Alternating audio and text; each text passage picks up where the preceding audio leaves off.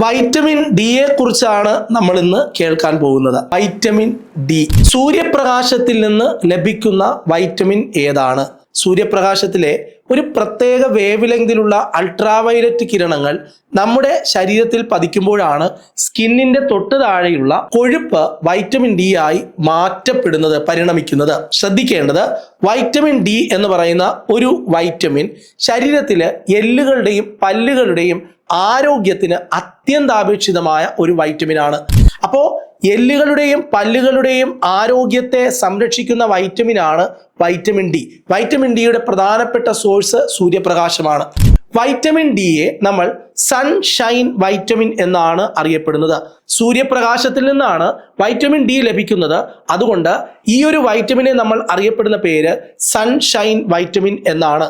ഇലക്കറികളിൽ നിന്നാണ് സാധാരണ വൈറ്റമിനുകൾ നമുക്ക് കിട്ടുന്നതെങ്കിൽ പച്ചക്കറികളിൽ ഇല്ലാത്ത വൈറ്റമിൻ എന്ന് അറിയപ്പെടുന്നതും വൈറ്റമിൻ ഡി ആണ്.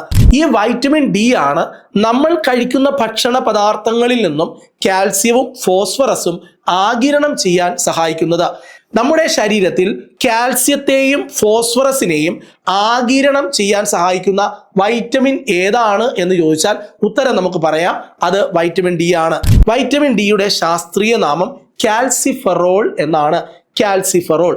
വൈറ്റമിൻ ഡിയുടെ കുറവ് കൊണ്ട് മനുഷ്യനിൽ ഉണ്ടാകുന്ന ഒരു രോഗം, കുഞ്ഞുങ്ങളിലാണെങ്കിൽ ആ രോഗത്തെ കണരോഗം, ഇംഗ്ലീഷിൽ റിക്കറ്റ് എന്ന് പറയാറുണ്ട്.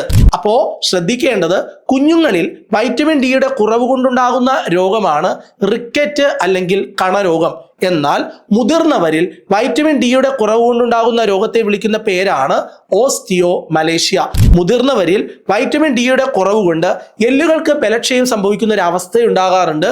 ഇതിനെ നമ്മൾ വിളിക്കുന്ന പേരാണ് ഓസ്റ്റിയോമലേഷ്യ.